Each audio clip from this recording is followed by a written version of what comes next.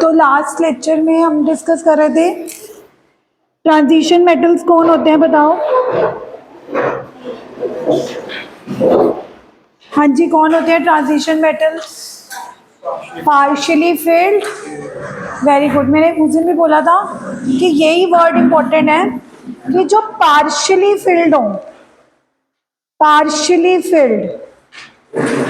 इसके अलावा आप कोई मर्जी कहानी लिख दो, उसके आपको मार्क्स नहीं मिलेंगे। लेकिन उस दिन में मैंने ये चीज़ बोली थी कि अगर आपने ये लिखा है कि जिनके अंदर partially field, scandium 3d1 is a transition metal, titanium 3d2 is a transition metal. But अगर कोई आपसे पूछे जिंक, तो जिंक 3d10 है, और अगर कोई फुली फिल्ड हो जाता है तो हम उसको ट्रांजिशन नहीं मानते। अगला question, which elements are not transition? Zinc, cadmium and, यानी कि हमने उस दिन पे डिस्कस किया था कि ग्रुप 12 में जितने भी एलिमेंट्स आते हैं, जिंक, कैडमियम, मरकरी, उनको हम नॉन ट्रांजिशन एलिमेंट्स या नॉन ट्रांजिशन मेटल्स कंसिडर करते हैं, क्योंकि ग्राउंड स्टेट में भी उनकी कन्फिग्रेशन फुली फिल्ड रहती है। इवन अगर कोई कॉमन ऑक्सीडेशन स्टेट जैसे जिंक है, अगर जिंक 2 पॉजिटिव भी बनाएगा तो वो अपने 2 इलेक्ट्रॉन 4s के ही लूज करेगा। 3d तो उसकी 3d10 ही रहेगी ना। But what about Ag, silver? ये क्वेश्चन आता है कि सिल्वर की कॉन्फ़िगरेशन भी 4d10 होती है विद एटॉमिक नंबर 47।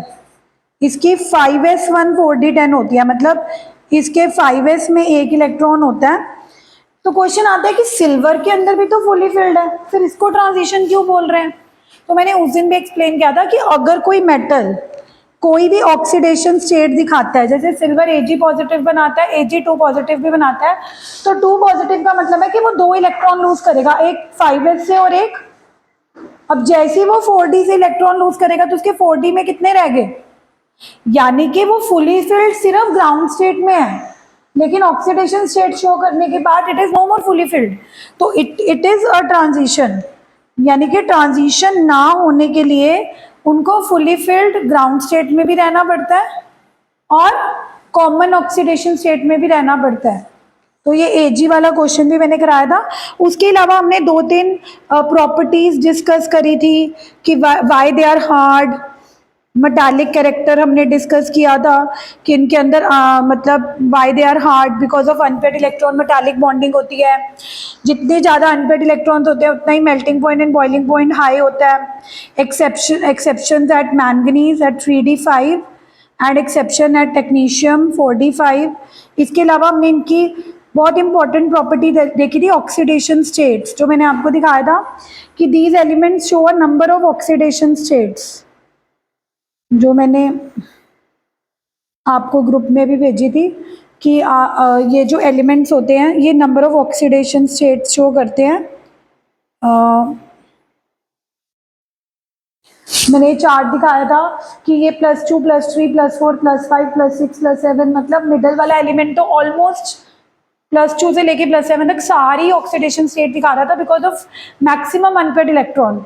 लेकिन मैंने कहा था कि लेकिन अगर आप जिंक की बात करोगे तो उसकी कॉन्फ़िगरेशन होती है 4s to 3d10, यानी कि वो 4s के 2 इलेक्ट्रॉन तो लूज कर सकता है बट वो अपने 3d10 को डिस्टर्ब नहीं करेगा। क्यों नहीं करेगा? Because it is fully, 3 configuration सबसे ज़्यादा स्टेबल होती है, या तो फुली फिल्ड हो, या क्या हो, हाफ फिल्ड, या 3d0 बिल्कुल ही खाली हो जाए।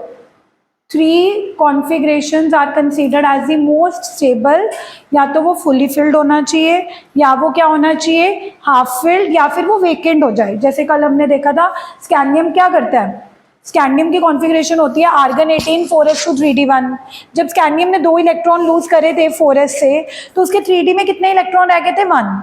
तो स्कैंडियम ने सोचा कि मैं अपने 3d1 को भी लूज कर देता हूँ, क्योंकि जैसे ही वो 3d1 को लूज करेगा 3d में कितने हो जाएंगे? 0, तो वो आर्गन के इक्वल हो जाएगा which is a noble gas. तो कई बार 3d0 होना भी फायदेमंद है, या तो 3d में 5 हो, या 3d में 10 हो, या 3d में कितने हो? 0।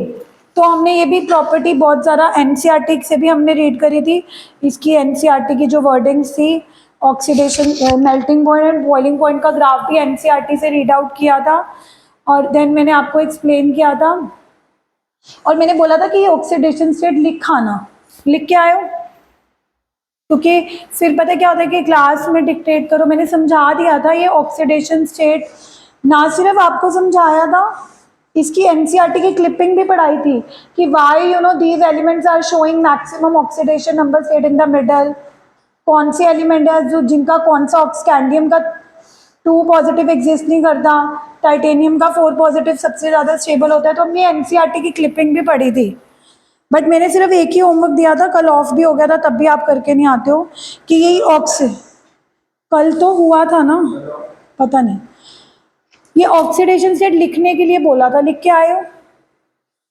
यस और नो कुछ तो बोला करो, लिख लिया? जिन्होंने लिख लिया गुड, जिन्होंने नहीं लिखा एक ही पेज है, इवन हाफ पेज है, नोट कर लेना। अब हम आगे चलते हैं क्योंकि अगली प्रॉपर्टीज पढ़नी है। Metallic character, melting point and boiling point और ऑक्सीडेशन स्टेट, यहाँ तक की तो मैंने ना सिर्फ आपको पढ़ाया है, इवन परसों लास्ट लेक्चर में इनकी एनसीईआरटी के क्लिपिंग्स खुद दिखा के आपको पढ़ा दी थी। बट आज एक चीज़ करना कि जितनी भी प्रॉपर्टीज़ मैं आज आपको पढ़ाऊँगी उनकी रीडिंग एक बार एनसीईआरटी में से उतनी ही प्रॉपर्टीज़ की, पूरी बुक पूरा चैप्टर रीड आउट करने के लिए नहीं कह रही। जैसे उस दिन में मैंने सिर्फ ऑक्सीडेशन स्टेट पढ़ाई थी, तो सिर्फ ऑक्सीडेशन स्टेट का आर्टिकल पढ़ना है एनसीईआरटी की बुक से, ठीक है? तो वो जरूर आप कर लेना। तो आज हम फोर्थ प्रॉपर्टी डिस्कस करने वाले हैं। Fourth property size, atomic size and ionic size. तो अगर मैं आपसे पूछूं कि अगर आप डी ब्लॉक एलिमेंट्स में मूव करते हो फ्रॉम लेफ्ट टू राइट, तो साइज पे क्या फर्क पड़ेगा? यानी कि अगर किसी भी डी ब्लॉक एलिमेंट में लेफ्ट टू राइट मूव करती हूँ, लेफ्ट टू राइट, लाइक अगर मैं scandium to titanium, titanium to vanadium, vanadium to chromium, chromium to manganese, तो what do you think the size will increase और decrease? अगर हम left to right move करते हैं ट्रांजिशन मेटल्स में, तो आपको क्या लगता है कि स्कैंडियम से टाइटेनियम जाते वक्त साइज बढ़ना चाहिए, घटना चाहिए, और क्यों? यस भविष्य, व्हाट डू यू फील कि अगर हम स्कैंडियम से टाइटेनियम जा रहे हैं या टाइटेनियम से वैनेडियम जा रहे हैं लेफ्ट टू राइट, साइज बढ़ना चाहिए या घटना चाहिए? बढ़ना चाहिए, ओके। किसी को लगता हो कि घटना चाहिए? हाँ वो तो चल मैंने वैसे बता दिया इन जनरल। यस नमन, कम होता है। देखो जब भी आप कभी लेफ्ट टू राइट मूव करते हो ना, आप देखो नीचे नहीं जा रहे, नीचे जाते हुए हमेशा डाउन द ग्रुप साइज बढ़ता है, अगर हम इन जनरल भी बात करें, क्योंकि 3D से 4D, 4D से 5D, 5D से 6D शेल ऐड होने लग जाती है। लेफ्ट टू राइट आप क्या कर रहे हो? 3D1, 3D2, 3D3, शेल तो उतनी रही, 3D1, 3D2, 3D3, उल्टा क्या बढ़ रहा है? न्यूक्लियस का चार्ज। अगर आप स्कैंडियम में देखो तो न्यूक्लियस में कितने प्रोटॉन्स बैठे हैं? 21। टाइटेनियम में आते आते न्यूक्लियर चार्ज कितना हो गया? 22। वैनेडियम में कितना हो गया? यानी कि ये तो जनरल हम ट्रेंड ही होता है कि जब भी हम लेफ्ट टू राइट जाते हैं ना, तो साइज बढ़ तो सकता ही नहीं है, क्योंकि आप लेफ्ट टू राइट जा रहे हो, 3D1, 3D2, 3D3, कोई शेल थोड़ा बढ़ रही है कि 3D से 4D हो गई, है ना? So you know there is no point of increasing the size, but yes हम ये एक्सपेक्ट कर रहे थे कि न्यूक्लियर चार्ज बढ़ रहा है, यानी कि न्यूक्लियस के 21, 22, 23, 24 वो प्रोटॉन्स बढ़ रहे हैं, तो अट्रैक्शन करेंगे वो इलेक्ट्रॉन को, तो साइज घटेगा। और ऐसा ही कुछ हुआ, यानी कि अगर आप स्टार्टिंग में लेफ्ट टू राइट मूव करते हो, स्कैंडियम 21, 22, 23, 24, साइज घट रहा था, लेकिन मिडल में आके क्या हुआ? साइज घटना बंद हो गया। यानी कि उल्टा जब न्यूक्लियस का चार्ज 25 हो गया, 26 हो गया, 27 हो गया, मतलब इतना ज्यादा बढ़ गया, फिर तो अट्रैक्शन ज्यादा होनी चाहिए थी, उल्टा तब साइज बढ़ा नहीं। अब देखो होता क्या है, जब आप स्टार्टिंग में लेफ्ट टू राइट जा रहे होते हो, न्यूक्लियर चार्ज बढ़ रहा होता है, डी के इलेक्ट्रॉन्स भी बढ़ रहे होते हैं, पर डी के इलेक्ट्रॉन्स ना कम है, डी के इलेक्ट्रॉन्स कम है, 1, 2, 3, 4, वो न्यूक्लियर के चार्ज को शील्ड नहीं करते, मतलब रोकते नहीं है। न्यूक्लियर चार्ज बढ़ता जाता है, 21, 22, 23, 24 बाहर जाता रहता है। मिडल में आके डी के इलेक्ट्रॉन्स इतने बढ़ जाते हैं, D5, D6, D7 inner electron, कि वो अंदर के न्यूक्लियर चार्ज बढ़ तो रहा है 25, 26, उसको बाहर ही नहीं जाने दे रहे 4s के पास। इसका मैं एक एग्जाम्पल देती हूँ, मैं एक पिक्चर लेके आई हूँ, अगर तुम रिलेट कर सको तो शायद तुम्हें समझ आए। जैसे कि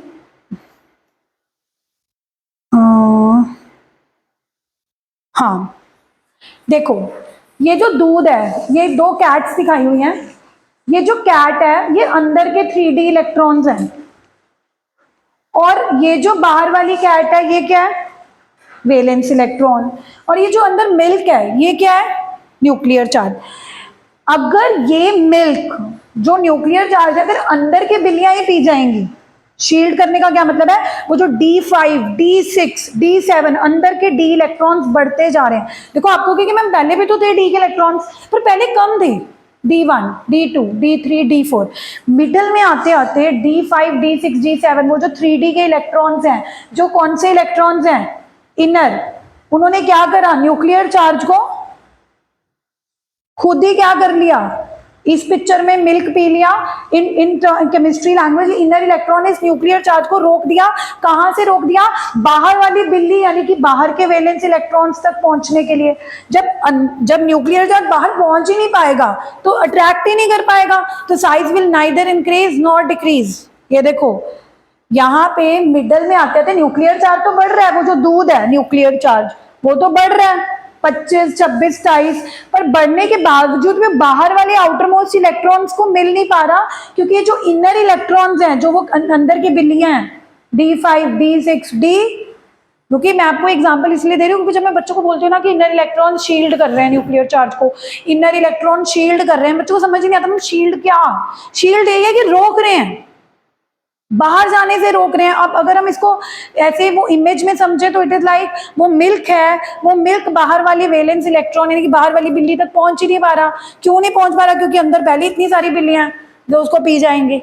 so know that is what is happening कि न्यूक्लियर चार्ज तो बढ़ रहा था 21, 22, 23, 24, लेकिन बीच में आते आते क्या हुआ कि न्यूक्लियर चार्ज तो बढ़ा, बट साथ में इनर डी इलेक्ट्रॉन्स इतने बढ़ गए कि उन इनर डी इलेक्ट्रॉन्स ने उस न्यूक्लियर चार्ज को शील्ड कर लिया। This word you will use. आप ये नहीं कहोगे कि दूध पी जाएंगे, आपने क्या बोलना है कि इनर डी इलेक्ट्रॉन्स ने उस न्यूक्लियर चार्ज को क्या कर दिया, शील्ड, रोक दिया। कहां से रोक दिया, बाहर वैलेंस इलेक्ट्रॉन्स पर जाने से रोक दिया।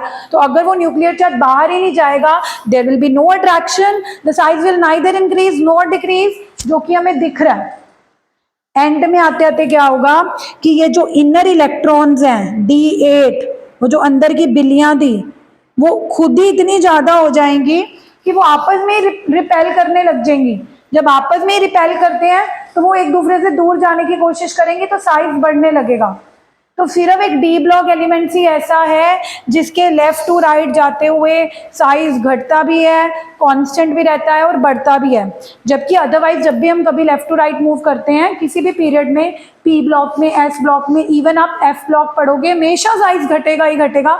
This is the only block, D block वाला, जिसमें size in the beginning decrease करता है, मिडल में आके क्या हो जाता है, कांस्टेंट, एंड में क्या कर जाता है, इंक्रीज। और ऐसा सिर्फ 3D सीरीज के लिए नहीं है, मतलब अभी अब मैं ये ग्राफ, आप अगर आज जाके एनसीईआरटी की बुक खोलोगे तो आपको सेम ग्राफ बुक में भी मिलेगा।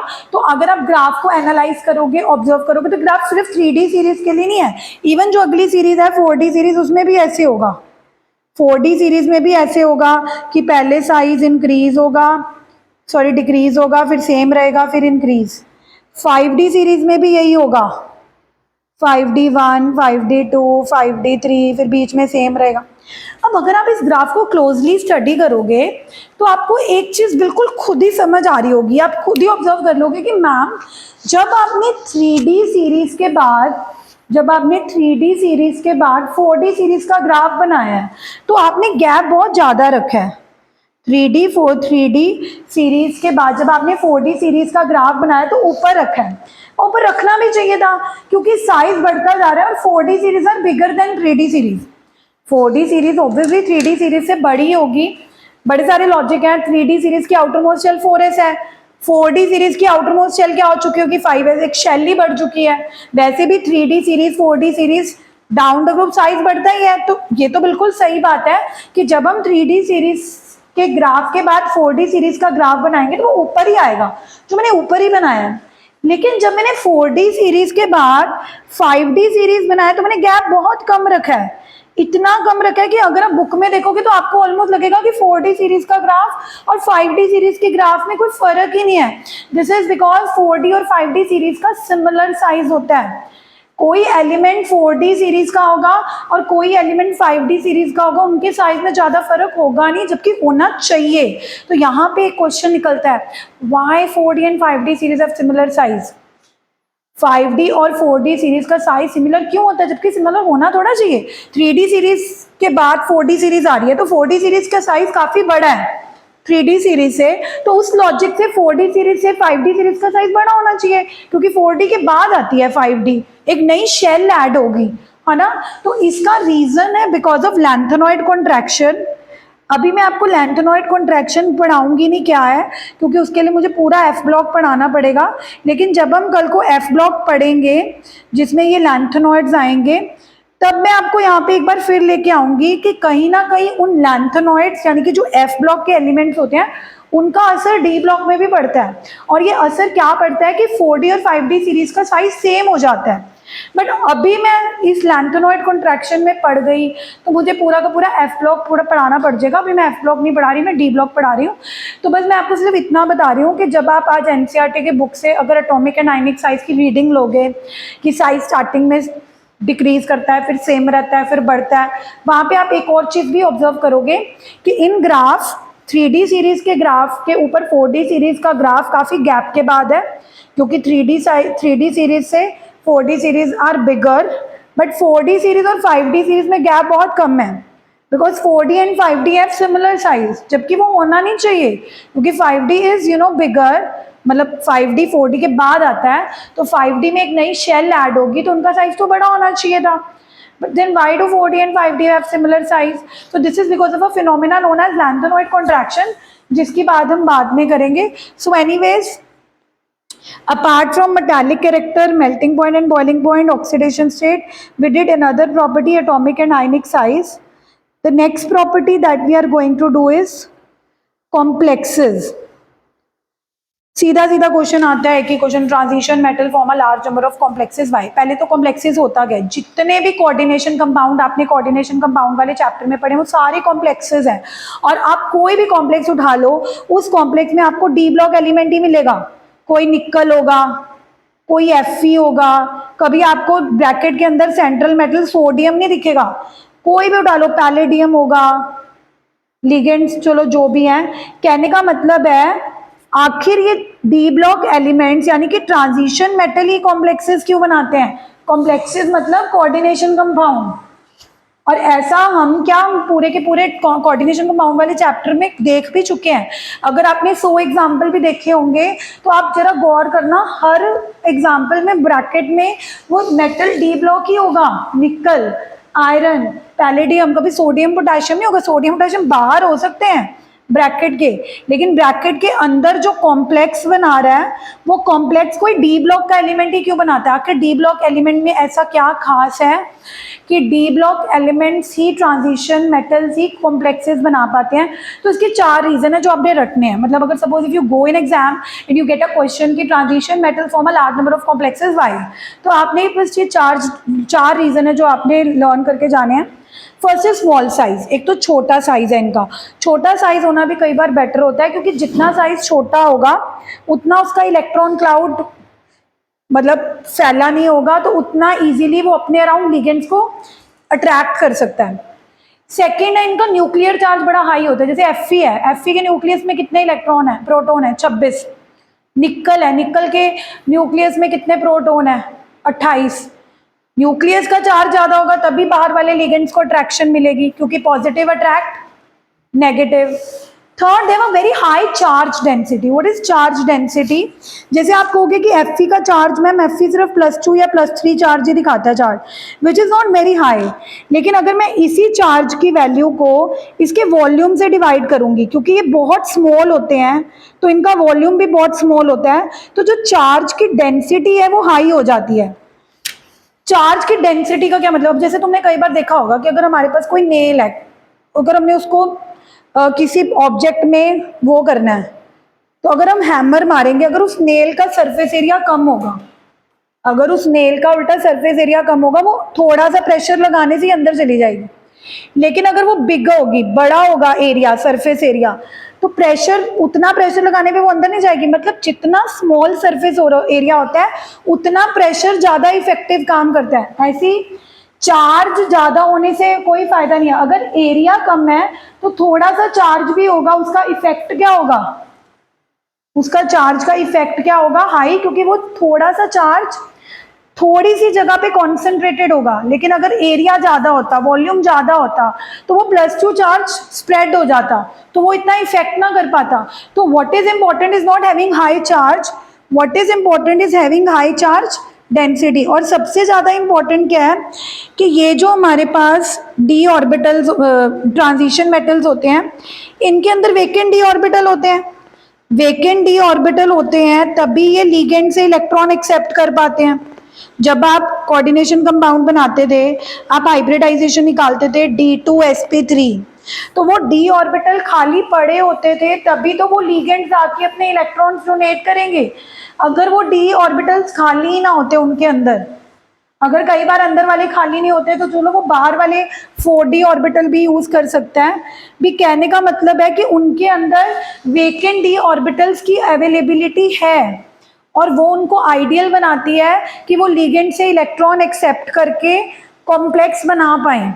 तो सबसे इंपॉर्टेंट तो यही है कि transition metals have the availability of vacant D orbitals, जिनके अंदर वो लिगेंड से इलेक्ट्रॉन एक्सेप्ट कर सकते हैं, कि लिगेंड आएगा, इलेक्ट्रॉन डोनेट करेगा। तो ये 4 रीजंस रट लो, दैट वाई ट्रांजिशन मेटल्स, क्योंकि इस चैप्टर में आना यही है, वाई ट्रांस, तुम्हें एक क्वेश्चन भी आया था एनटीसी में कि why transition metals show a number of oxidation states, जो हमने कल डिस्कस किया था कि ये एक से ज़्यादा ऑक्सीडेशन स्टेट क्यों शो करते हैं, +2, +3, +4, क्योंकि NS तो पार्टिसिपेट करता ही करता है आउटर मोस्ट शेल, N-1D भी पार्टिसिपेट करते हैं, और दोनों ही पार्टिसिपेट क्यों करते हैं, because of less energy gap. क्योंकि 4s तो पार्टिसिपेट कर सकता है, 3d के इलेक्ट्रॉन भी पार्टिसिपेट करते हैं, तो अगर सारे इलेक्ट्रॉन पार्टिसिपेट करेंगे तो वो एक से ज़्यादा ऑक्सीडेशन स्टेट। तो यही चैप्टर है, why transition metal form a large number of complexes. तो अगर आपको 4 रीजन पता है, due to their small size, high nuclear charge, nucleus का चार्ज भी हाई है, हाई चार्ज डेंसिटी भी क्या है, हाई, और साथ में इनके अंदर क्या रहते हैं, वेकेंट डी ऑर्बिटल, जिसके अंदर ये इलेक्ट्रॉन्स को एक्सेप्ट कर सकते हैं टू मेक दी कॉम्प्लेक्सेस। तो why they are forming a large number of complexes, can be learn the 4 reasons, due to small size, due to high nuclear charge, due to their high charge density, and also the most important one is availability of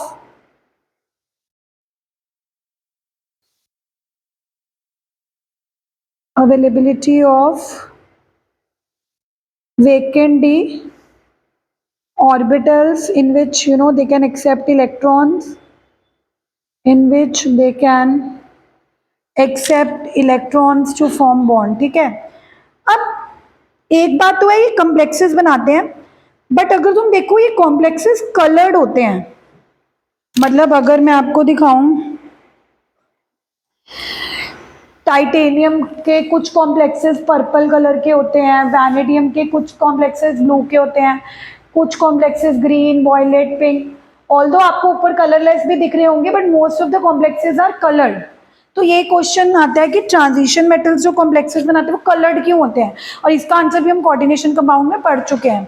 जब मैंने coordination compound पढ़ाया था तो मैंने तुम्हें क्या बताया था कि जब ये डी ब्लॉक एलिमेंट्स कॉम्प्लेक्स बनाने से पहले होते हैं, तब तक तो उनके 3d ऑर्बिटल डीजेनरेट होता है, मतलब पांचों के पांचों D orbital same energy level पर होते हैं। बट जैसे ही उनको लिगेंड्स अप्रोच करते हैं कॉम्प्लेक्स बनाने के लिए, तो उनके यही 3d ऑर्बिटल स्प्लिट कर जाते थे।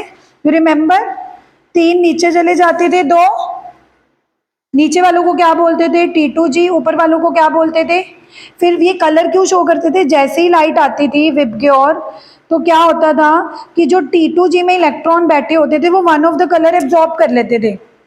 वो कौन सा कलर एब्जॉर्ब करते थे, जितना उनको ऊपर जाने के लिए चाहिए। जैसे मान लो किसी पर्टिकुलर कंपाउंड में ऊपर जाने के लिए उनको येलो कलर की एनर्जी चाहिए, तो वो येलो कलर क्या कर लेते थे, एब्जॉर्ब। बट क्या वो येलो कलर के नजर आते थे, येलो कलर तो उन्होंने एब्जॉर्ब कर लिया, तो वो कौन से कलर के नजर आएंगे? White minus yellow which is the complementary colour. तो बेसिकली इस फिनोमेना को डी ट्रांजिशन कहा जाता था कि हो क्या रहा है बेसिकली कि लाइट आ रही है, फिर one of the colour of white light is being absorbed by one of the electron of T2G, और वो कौन सा कलर एब्जॉर्ब करेगा वो डिपेंड करेगा कि T2G और Eg में एनर्जी गैप कितना है, क्योंकि उसको जितनी एनर्जी ऊपर जाने के लिए चाहिए, अगर वो एनर्जी उसको येलो कलर प्रोवाइड कर सकती है तो वो येलो कलर एब्जॉर्ब करेगा, अगर वो एनर्जी ग्रीन लाइट प्रोवाइड कर सकती है तो वो ग्रीन लाइट एब्जॉर्ब करेगा। अब जैसे ही वो लाइट एब्जॉर्ब करेगा वो जंप कर देगा, जंप कर कहाँ से रहा है वो? T2G से D में ही जा रहा है, that is why this phenomena is. पर will it show the colour of the light which it is absorbing, यानी कि क्या वो उस कलर का दिखेगा जो कलर वो एब्जॉर्ब कर रहा है? येलो कलर तो उसने एब्जॉर्ब कर लिया, तो उसने हमारी आईज में कौन सा कलर रिफ्लेक्ट किया? White minus yellow which is the complementary colour. But guys what if I say कि scandium 3 positive will be colourless? Question आएगा कि scandium 3 positive is colourless why. आप यहाँ पे देख भी रहे होगे कि सबसे टॉप में स्कैंडियम 3 पॉजिटिव था, लेकिन वो कलर्ड कम्प्लेक्स नहीं बना रहा था, वो क्या बना रहा था? अब उसका रीजन सुनो। स्कैंडियम क्या होता है? 21, यानी कि आपको पता है कि उसकी कॉन्फ़िगरेशन क्या होती है? Argon 4s2 3d1। Scandium 3 positive का मतलब क्या है कि उसने 3 इलेक्ट्रॉन लूज करे होंगे। 3 कहां से लूज करेगा? 2s से और 1, तो उसका 3d क्या हो गया? खाली। अगर स्कैंडियम 3 पॉजिटिव में 3d में इलेक्ट्रॉन ही नहीं है तो विल बी डी ट्रांजिशन? अगर मूवी में एक्टर ही नहीं है, मूवी में कैरेक्टर ही नहीं है, तो क्या मूवी का काम करेगी? यहाँ पर डी ट्रांजिशन होने के लिए T2G में इलेक्ट्रॉन भी तो होने चाहिए। अगर इलेक्ट्रॉन ही नहीं होंगे तो क्या लाइट आएगी? कौन एब्जॉर्ब करेगा? कौन ऊपर जाएगा? सो यानी कि I think we should understand this thing कि yes, you know, D block elements या transition metal elements form coloured complexes, but only if there is an electron in D.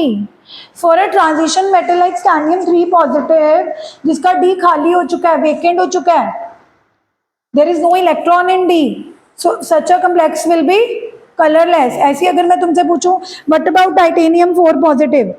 Titanium का atomic number 22 होता है, यानी कि argon 18 के बाद 4s2 3d2। Titanium 4 positive की कॉन्फ़िगरेशन क्या होगी एरिक? टाइटेनियम 4 पॉजिटिव की, हाँ टाइटेनियम की लिख दी, अब तो टाइटेनियम 4 पॉजिटिव की बता दे। 4 इलेक्ट्रॉन उड़ाने हैं, 2 4s से जाएंगे, 2 4 इलेक्ट्रॉन उड़ाने के बाद इसका 3d भी क्या हो जाएगा? खाली।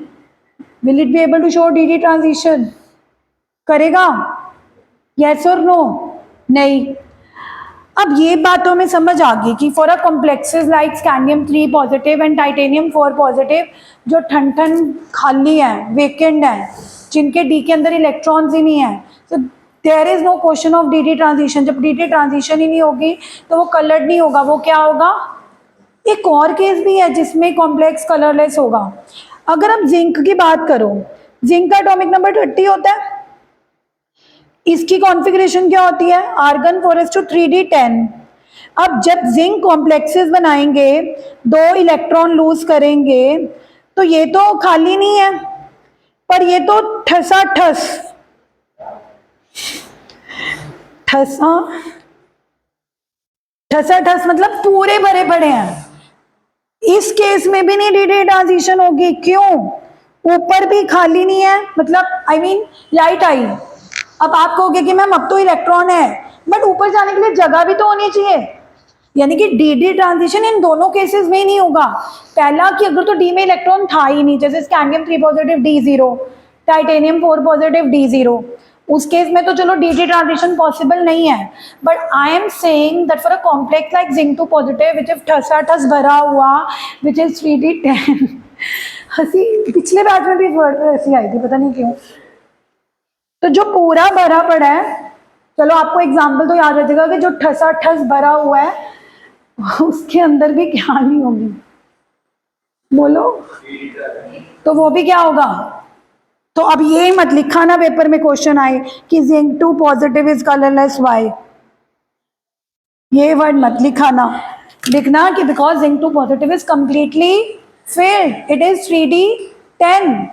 अगर 3D10 है so that means there will be no DD transition, क्योंकि DD ट्रांजिशन होने के लिए अगर लाइट आएगी तो इलेक्ट्रॉन को ऊपर जाने के लिए जगह भी तो होनी चाहिए, नीचे पूरा भरा पड़ा है, ऊपर पूरा भरा पड़ा है, तो दोनों केसेस में ही कॉम्प्लेक्सेस कलरलेस होंगे, आइदर दे आर वेकेंट और they are completely filled. So that was my point to make you understand. तो हमने कितनी प्रॉपर्टीज कर ली, complexes, colored complexes. The next one is the seventh property, magnetic character. The next property is shown by transition metals is magnetic character. अब magnetic character का क्या मतलब है, अगर हम ब्रॉडली देखें तो दो तरह के सब्सटेंसेस होते हैं, एक वो जो मैग्नेट की तरफ अट्रैक्ट होते हैं पैरा, और जो नहीं होते वो क्या होते हैं डाया। अब आप देखोगे कि मोस्टली ट्रांजिशन मेटल्स पैरा होते हैं। देखो कोई भी चीज पैरामैग्नेटिक क्यों होगी, अनपेयर्ड इलेक्ट्रॉन्स की वजह से, क्योंकि अगर इलेक्ट्रॉन पेयर्ड हो गया, एक क्लॉकवाइज और एक क्लॉकवाइज की मैग्नेटिक डायरेक्शन कौन सी में होगी, डाउनवर्ड, और एंटी क्लॉकवाइज की मैग्नेटिक मूवमेंट कहाँ होगी, अपवर्ड, वो तो कैंसिल ही कर देगी। तो द पॉइंट इज कि for a substance to show para, यानी कि अट्रैक्ट होने के लिए उसके पास अनपेयर्ड होने चाहिए, और होते हैं। स्कैंडियम 3D1 एक अनपेयर्ड, टाइटेनियम 3D2 दो अनपेयर्ड, वैनेडियम 3D3 तीन unpaired, chromium, manganese, iron 3D6 six वाला पेयर्ड हो जाएगा, फिर भी अनपेयर्ड तो कितने रहेंगे 4, निकल 3D7 दो पेयर हो जाएंगे, अनपेयर्ड कितने रहेंगे 3। Only the last element zinc, जिसको हम ट्रांजिशन बोलते ही नहीं है, 3D10, सिर्फ एक वो डाया होगा ना, क्योंकि 3D10 का मतलब क्या है कि उसके अंदर एक भी अनपेयर्ड नहीं होगा, कि होगा नहीं होगा। तो सिर्फ एक जिंक, कैडमियम, मरकरी, यानी कि अगर हम लास्ट ग्रुप को छोड़ दें, उसको तो छोड़ना भी चाहिए क्योंकि उसको तो हम वैसे भी ट्रांजिशन बोलते ही नहीं है ना, क्योंकि इसीलिए नहीं बोलते ना ट्रांजिशन, क्योंकि बाकी एलिमेंट्स डिफरेंटली बिहेव करते हैं, ये डिफरेंटली बिहेव करते हैं, बाकी सारे एलिमेंट्स पैरामैग्नेटिक हैं, ये क्या है diamagnetic, and you can not even just tell कि whether it will be paramagnetic और diamagnetic, आप मैग्नेटिक मूवमेंट कैलकुलेट भी कर सकते हो। यानी कि अगर आपको किसी भी ट्रांजिशन मेटल की मैग्नेटिक मूवमेंट निकालनी है तो आपको बस ये देखना है कि उसके अंदर अनपेयर्ड कितने हैं। जैसे स्कैंडियम में एक अनपेयर्ड है तो मैग्नेटिक मूवमेंट 1 × 1 + 2√3 होगी। अगर Fe2 पॉजिटिव की निकालनी है, अब Fe2 पॉजिटिव मतलब 4s2 3d6, बताना कितनी होगी। Fe का एटॉमिक नंबर 26 होता है, 2 पॉजिटिव, चलो 4s के 2 उड़ा भी दिए, 3d में कितने पड़े हैं 6, तो n की वैल्यू क्या लें, अनपेयर्ड 1 2 3, गलती से ये मत कर देना कि n की वैल्यू 6 ले लो, 6 इलेक्ट्रॉन जरूर हैं बट 6th वाला पेयर हो गया तो ये दोनों तो अनपेयर्ड है ही नहीं। What is n here, n का मतलब क्या है, जब आप मैग्नेटिक मूवमेंट कैलकुलेट कर रहे हो n का मतलब है कि you only have to take the number of unpaired electrons. अगर आपको क्वेश्चन आएगा कि calculate the magnetic movement of Fe2 positive, Fe जिसका एटॉमिक नंबर 26 है, 4s2 3d6, 2 पॉजिटिव, यानी कि अगर उसने 2 इलेक्ट्रॉन 4s से उड़ा दिए होंगे तो 3d में 6 पड़े हैं, बट दैट डजंट मीन कि n की वैल्यू आपने 6 लेनी है। 6 तो आप तब लेते फिर 6 अनपेयर्ड इलेक्ट्रॉन होते, वो पॉसिबल ही नहीं है क्योंकि ऑर्बिटल ही 5 है। अगर घर में 5 कमरे हैं और सब एक एक बंदा एक एक कमरे में रहना चाहता है तो 6 लोग रह ही नहीं सकते, क्योंकि फिर एक को तो शेयर करना ही पड़ेगा। तो यहाँ पे हम 6 अनपेयर्ड इलेक्ट्रॉन तो रख ही नहीं सकते क्योंकि 6th वाले को तो क्या होना पड़ेगा पेयर, क्योंकि है ही 5 ऑर्बिटल, तो अनपेयर्ड कितने रह जाएंगे बोलो। तो what will be the value of n, what will be the answer, √4 × 4 + 2 which is √24। अगर मैं ये क्वेश्चन दूं, एक क्वेश्चन देती हूँ, ये बिल्लियां आ जा रही हैं बार बार। हाँ, so suppose you have a element 25 atomic number है, 25 मतलब क्या कॉन्फ़िगरेशन होगी, आर्गन 18, सोचने की जरूरत होती है, 21 तो 3d1, 22 तो, अब ये 25 है तो, पर ये डाईवेलेंट है, डाईवेलेंट मतलब 2 पॉजिटिव, बट 2 पॉजिटिव होगा भी तो 4s से उड़ाएगा ना, 3d में तो अभी भी कितने रहेंगे अगर वो बोल रहे हैं कि मैग्नेटिक मोमेंट वो डाईवेलेंट आयन, तो कहीं 3D से मत उड़ा देना। अगर वो डाईवेलेंट आयन है भी है तो वो 2 कहाँ से उड़ाएगा विश्वदीप? 4s से। तो अभी भी 3D में कितने पड़े हैं? 5। तो अब विश्वदीप ने देखा कि 5 हैं, 5 अनपेयर्ड है कि पेयर्ड है? अनपेयर्ड होंगे, क्योंकि 5 तो अनपेयर्ड जा सकते हैं, 6 होते तो एक पेयर हो जाता, ठीक है। अब विश्वदीप फॉर्मूला क्या लगाएगी मैग्नेटिक मोमेंट को निकालने का? Root n into n plus 2। फिर विश्वदीप क्या करेगी? n की वैल्यू क्या पुट करेगी? 5, बोलो 5 ब्रैकेट में n इंटू एन प्लस 2 है फॉर्मूला। हाँ, तो क्या बन गया? 5 इंटू 5 प्लस 2, 5 प्लस 2 इज 7 के बाहर 5 पड़ा है 35, फिर रूट 35, फिर कैलकुलेट ना करो, सीधी एक ट्रिक बताती हूँ। 5 अनपेयर्ड इलेक्ट्रॉन है तो वैल्यू 5.9 होगी, 2 अनपेयर्ड इलेक्ट्रॉन है तो वैल्यू क्या होगी? 6 अनपेयर्ड जो कि हो नहीं सकते तो 6.9 तो वैसे ही डिस्कार्ड होगी, 9 अनपेयर्ड हो नहीं सकते तो 9.9। तो ट्रिक से ही कर लो कि अगर किसी के अंदर 2 अनपेयर्ड इलेक्ट्रॉन है तो ऑप्शन 2 पॉइंट समथिंग वाला होगा, 3 अनपेयर्ड है तो ऑप्शन 3 पॉइंट समथिंग वाला होगा, 5 अनपेयर्ड है तो ऑप्शन 5.9 वाला होगा। अदरवाइज अगर आपको पूरे 2 नंबर में करके दिखाना है फिर तो आप निकालोगे कि as there are 5 unpaired electrons, so mu is equal to root n into n plus 2 bm bore magneton. फिर n की वैल्यू 5 पुट करोगे, 5 into 5 plus 2, 7 into 5 root 35, but that root 35 will be equal to 5.9. so this is how you can find the magnetic moment. अच्छा, ये option करना समरूप, ये करो, which of the following is colourless? 4 ions हैं, vanadium 2 positive, vanadium की configuration क्या? 23 मतलब 4s2 3d3, पर ये वैनेडियम नहीं है, वैनेडियम 2 पॉजिटिव है, 4s से 2 उड़ा भी देगा पर 3d में 3 पड़े हैं। कलरलेस होने के लिए या खाली होना चाहिए ठसाठस, हाँ, तो ये तो कलर्ड होगा। Chromium 3 positive, chromium 24 atomic number होता है, कॉन्फ़िगरेशन इसकी 4s1 3d5 होती है, 3 उड़ा भी देगा तब भी 3d में 3 रह जाएंगे, तो ये भी। लास्ट वाला titanium 22 atomic number, 4s2 3d2, 3 उड़ा देगा अभी भी 3d में 1 रह जाएंगे। जिंक 2 पॉजिटिव, 2 उड़ा देगा 3d में कितने रह जाएंगे? क्या है ये? ठस, तो ये क्या होगा? तो जोक्स अपार्ट, ऑब्वियसली देखते ही पता लग गया था कि कौन सा एलिमेंट है यहाँ पे जो कलरलेस होगा। हमने सबके डी इलेक्ट्रॉन्स क्यों चेक करने हैं? क्योंकि कई बार मल्टीपल ऑप्शन भी हो सकते हैं, है ना। कई बार आपको ऐसे आता है first and second, first and third, तो हो सकता है कि एक कंप्लीटली फिल्ड होने की वजह से कलरलेस हो, एक वेकेंट होने की वजह से कलरलेस हो। तो एक बार सबके डी इलेक्ट्रॉन्स चेक कर लेना। ऐसे तो मुझे देख के ही पता लग रहा था कि जिंक 2 पॉजिटिव तो पक्का कलरलेस होगा क्योंकि वो कंप्लीटली फिल्ड है, लेकिन क्या पता कोई और ऑप्शन 3d 0 ना हो रहा हो। तो एक बार सबके 3d के इलेक्ट्रॉन्स निकाल के जरूर चेक करने हैं। Only those ions will be colourless which are either completely filled और विच आर हाफ फिल्ड, नहीं 0।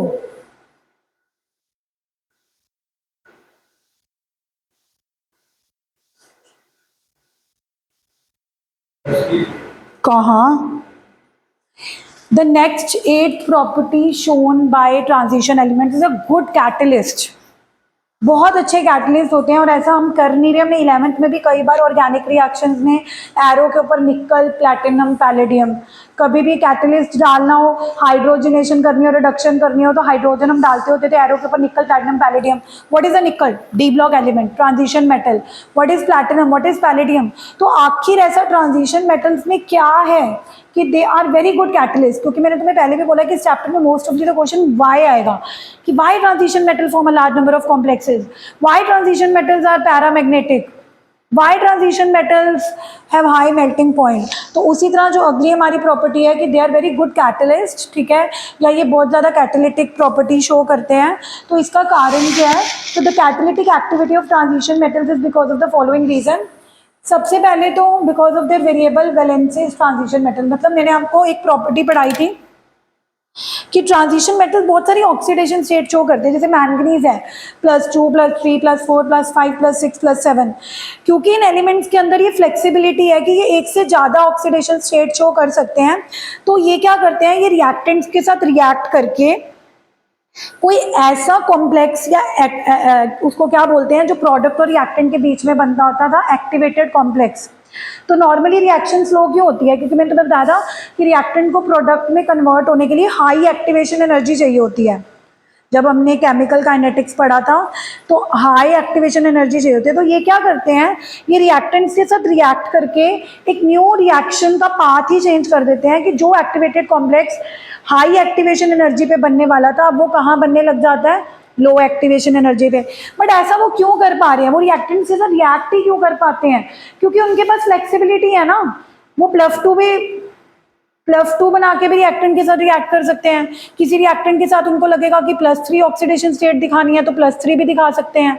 किसी रिएक्टेंट के साथ उनको लगेगा कि +4 दिखानी है तो +4 भी दिखा सकते हैं, और दिखा ही नहीं सकते, वापस भी चेंज हो सकते हैं।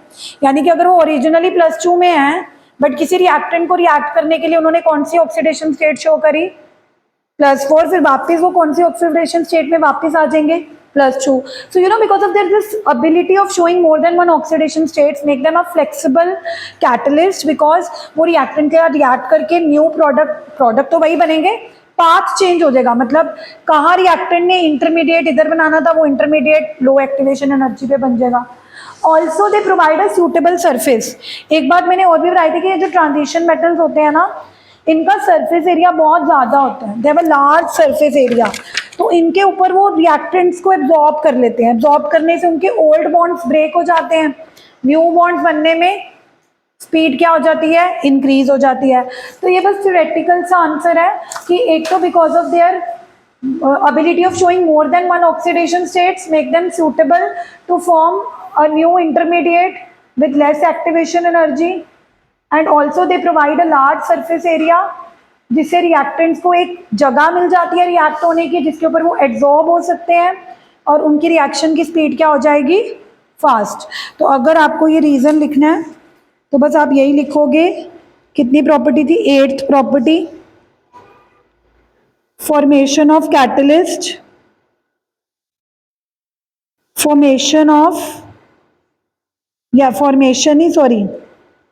why they act as catalyst, so because of ability of showing large number of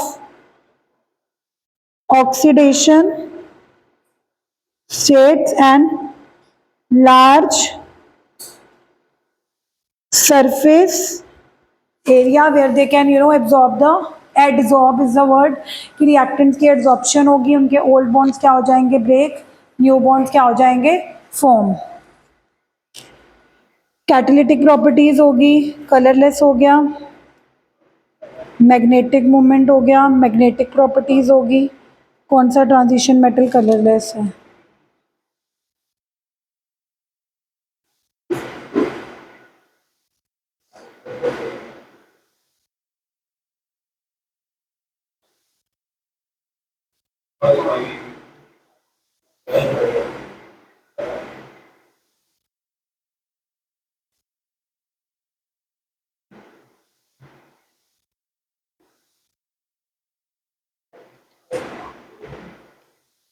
the next property is, 4 minute पड़े हैं,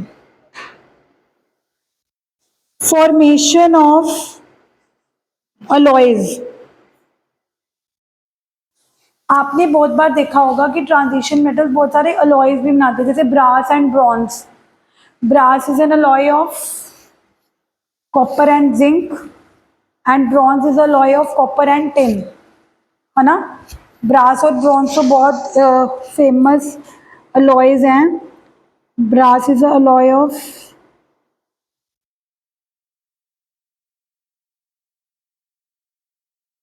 M I speaking correct, brass किसका अलॉय है,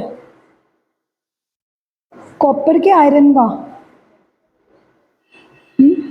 कॉपर, कॉपर एंड जिंक का, और एक कॉपर एंड तो alloys, अब question ये आएगा कि वाई ट्रांजिशन मेटल्स, मैंने कहा ना वाई जोड़ दो, हर क्वेश्चन के आगे वाई जोड़ दो, ये नहीं कि व्हाट इज अलॉय।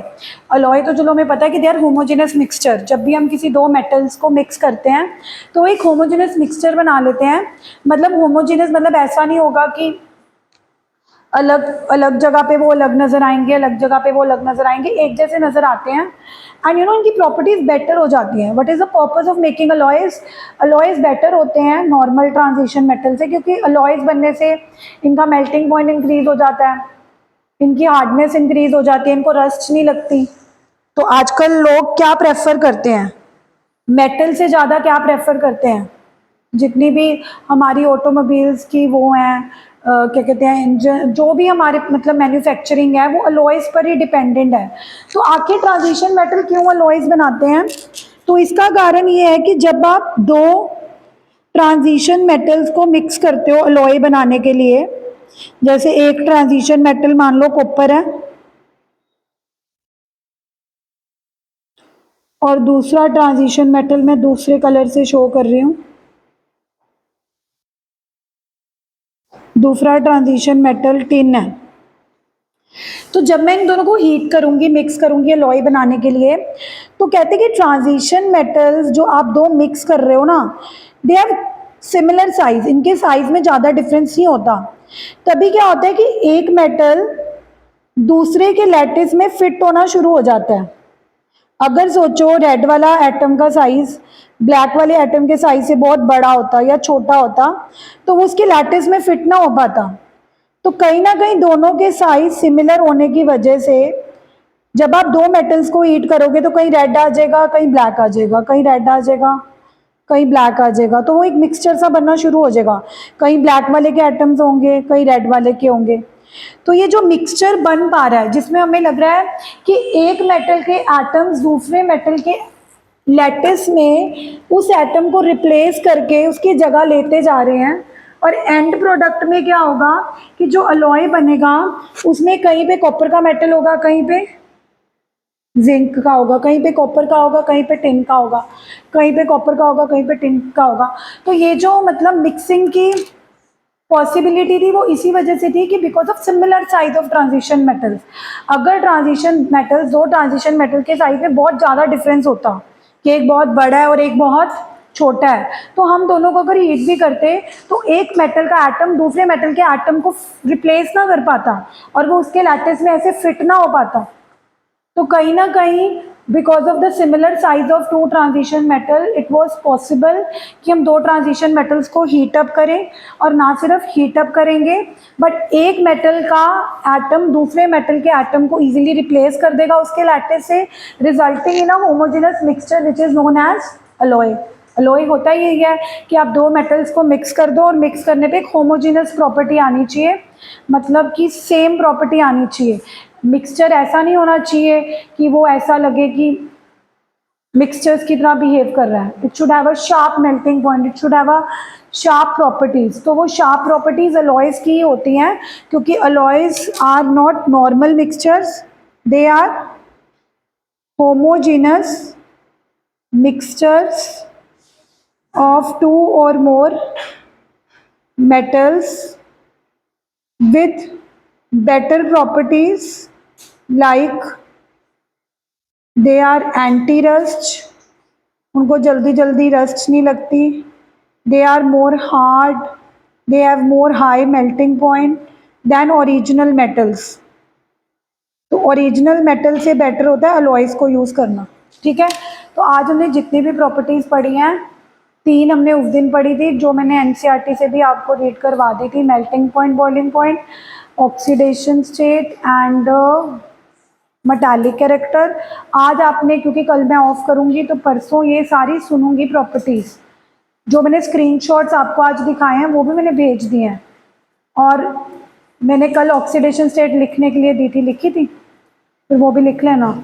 ठीक है, क्योंकि अगर लिख लोगे तो डिस्कशन ज़्यादा हो पाएगी, अगर यही डिक्टेट करते रहेंगे तो it will be a wastage of time. And next Sunday is your first test, पहला टेस्ट है जिसके PYQs मैं भेजूंगी एग्जाम आइडिया से। PYQ सैटरडे डिस्कस होंगे, संडे आपका पहला टेस्ट है। जो शेड्यूल मैंने भेज रखा है ना, उसमें संडे मैंने लिखा हुआ है बायोमोलिक्यूल्स प्लस इलेक्ट्रोकेमिस्ट्री। इलेक्ट्रोकेमिस्ट्री फिर एक संडे अगले अगले से अगले संडे दोबारा लिखा हुआ है, तो वो बाई चांस 2 बार हो गया, तो पहले संडे सिर्फ बायोमोलिक्यूल्स कर लेते हैं। एक चैप्टर है, करना कैसे है, नोट्स पढ़ लो, वो तो तुमने पढ़ ही लिया है पेपर में। अब मैं आपको एग्जाम आइडिया जो लेटेस्ट वाला है ना, उसके PYQs भेजूंगी, तो उसमें आपने 2020, 21, 22, 23, 24, 25 वाले तो सारे क्वेश्चंस करके देखने ही देखने हैं। कोई डाउट होंगे तो सैटरडे लूंगी, संडे उसका क्या लूंगी, टेस्ट। तो आपके प्री बोर्ड से पहले सारे PYQs कवर हो जाएंगे, ठीक है।